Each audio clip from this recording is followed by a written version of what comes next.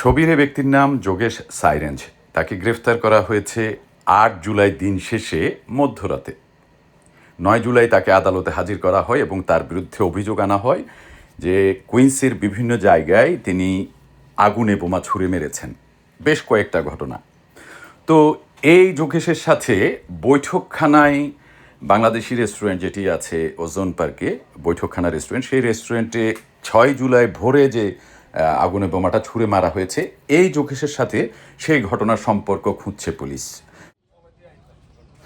এলাম বৈঠকখানা রেস্টুরেন্টে ওজন পার্কে, আর তাদের কাছ থেকে এখানকার যে হোটেল কর্তৃপক্ষ বা হোটেলের মালিকদের কাছ থেকে জানবার চেষ্টা করছি যে সেদিন আসলে কি ঘটেছিল, কিভাবে ঘটেছিল, তারা কতটুকু জানেন। সোমবার সকাল 5:30টায় আর্লি মর্নিংয়ে প্রচুর পরিমাণে বৃষ্টি ছিল। আমাদের রেস্টুরেন্টটা অনেক বিজি, সো কেউ খাওয়া দাওয়া শেষ করছে, কেউ অর্ডার করছে। কারণ কাস্টমার ছিল ভিতরে, কাস্টমার ছিল। জাস্ট এই আমাদের মেইন রোডটা বাম হাত দিয়ে ওপেন করছে, বাম হাতে ছিল ডানা দিয়ে লাইট দিয়ে আগুন ধরে এই টেবিলের নিচে মারা করে, এই টেবিলের নিচে আসে পড়ছে। এই জায়গায় পড়ছিল না? এখানে পুরোটা গোল হয়ে আগুন ধরে গেছে, কথা বুঝছেন? আচ্ছা, হ্যাঁ, এখানে পুরোটা আমি গোল হয়ে আগুন ধরে গেছে। আগুন ধরার পর ওরা এসে তারপর সাথে সাথে যেটা হয় স্বাভাবিকের বাইরে, তো ওরা তো আর অপেক্ষা করবে না যে আগুন জ্বলে কিনা দেখি। পরে কাস্টমার ওইখানে গিয়ে কল দিচ্ছে, লাইনে পুলিশে চলে আসছে 4-5 মিনিটের মধ্যে। মেনটাম আমি আসছি আমার লাইক 15 মিনিটস পরে আমার কল দিচ্ছে, আমি চলে আসছি। আপনি যে ভিডিওটা দেখালেন আমার, আমি আরেকবার আপনার ভিডিওটা যদি দেখি, মানে সেই ভিডিওটাতে এটা আপনারা কোত্থেকে নিলেন? এটা আমাদের ক্যামেরা থেকে নাম। আপনাদের ক্যামেরা থেকে? আমি একটু দেখতে চাই। সরি, এটা সেই ও, আর ওই যে ব্যাটারি ওইটা ব্যাটারিটা না? এটা ব্যাটারিটা দূরে চলে গেছে। ব্যাটারি চলে যাওয়া তো ব্লাস্ট হয় না, কথা বলেন। ও, সেই কারণে বেঁচে গেছে। আর ভিডিওটা একটু দেখি।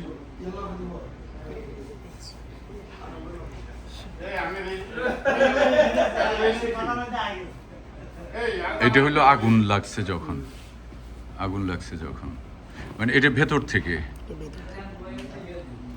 আর সে ছুঁড়ে মারছে সেটা ক্যামেরাটা কোনটা মানে ভেতর থেকে কোনো ক্যামেরা দেখা যায় না সেটা?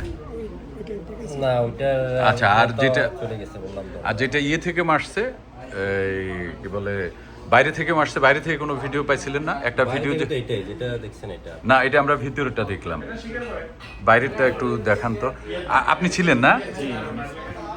আচ্ছা, ওই যে আসতেছে লোকটা। ও, এক হাত দিয়ে সে ইগনাইট করছে। পাশে 2 টেবিলে কাস্টমার ছিল, আমরা কাস্টমার নিয়ে ব্যস্ত ছিলাম। পরবর্তীতে আগুন ধরে দেওয়ার পরে আমরা তাৎক্ষণিক একজন ওর পিছন দৌড় দিয়েছি ওটা ধরার জন্য, আর আমি পিছন থেকে আগুন নিবানোর জন্য যে ফায়ার ইয়েটা নিয়ে আসি, তাৎক্ষণিক আগুনটা নিভাই আর কি। তখন পুরো ঘর অন্ধকার হয়ে যায়। ও অনেক সাহসের সহিত এটা নিয়ে আসছিল। যিনি ছুঁড়ে মারছে আপনি তো দেখেন নাই তারে? ওনাকে আমি দেখছি, বাইরে দেখছি আর কি, ভিতরে তো উনি আসে নাই। আচ্ছা, মানে ওনার চেহারা তো আপনি দেখেন না? উনি মুখোশ পরা ছিল, মেরে দিয়ে ও বাইরের দিকে চলে গেছে, ওই দিক দিয়ে চলে গেছে। এটা স্বাভাবিক কোনো ঘটনা না। আচ্ছা, এটা খুবই একটা রিস্কি হতে আছি, অথবা হিট ক্রাইমও হতে পারে বা কোনো জেলাসি হতে পারে। I am not sure right now. So ইনভেস্টিগেশনে বোঝা যাবে আসলে ঘটনাটা কি। মানডে অ্যারাউন্ড 2 PM আমরা আবার রিওপেন করছি সব কিছু ক্লিন করে। আচ্ছা, পরে আপডেটটা কি আর জানা গেছে কেউ অ্যারেস্ট হয়েছে কিনা, বা একজন তো অ্যারেস্ট হয়েছে বলে বলা হয়েছে, কিন্তু তিনি কি এটার সাথে কানেক্টেড কিনা এখন এটা আমরা ক্লিয়ার না এই জন্যই যে আমাদের এখানে বোমটা থ্রো করছে, ও ছিল রেইনকোট পরা প্লাস হুডি ছিল। এখন আরেক জায়গায় যেটা আমি দেখছি, এটা আমি এবিসিতে না কি ফক্স নিউজে মনে হয় আমি এটা দেখছি, যে এ ধরনেরই একটা হ্যাপেন হয়েছে একটা বাড়ির সামনে প্রাইভেট হাউসে। কয়েকটা ছেলে আপনার সামনে ওরা মনে হয় আড্ডা দিচ্ছিল, এই সময়ে ওই লোকটা আসি সেম ওয়েতেই আগুন ধরে বোমটা থ্রো করছে বাড়ির ভিতরে। বাড়িতে আগুন লাগছে ওইখানে। পরবর্তীতে যে লোকের তারা অ্যারেস্ট করছে, আমাদের এই লোক মানে আমাদের এখানে যে লোকটা থ্রো করছে আগুনটা সেম লোক কিনা আমরা এখন এটা নিশ্চিত না, মানে সন্দেহভাজন হিসেবে যে তাকে গ্রেফতার করা হয়েছে সেটাও নিশ্চিত না। সেটাও নিশ্চিত না। তাকে গ্রেফতার করা হয়েছে, বেশ কয়েকটা ঘটনা এই ধরনের ঘটেছে এবং সেই ঘটনায় সন্দেহভাজন হিসেবে তাকে ধরা হয়েছে। জি, ওই জন্য অ্যারেস্ট করা হয়েছে। স্বাভাবিক কারণে আপনাদের পক্ষ থেকে তো আর বলা যাবে না যে এই সেই লোক, কারণ সে মুখোশ পরা ছিল।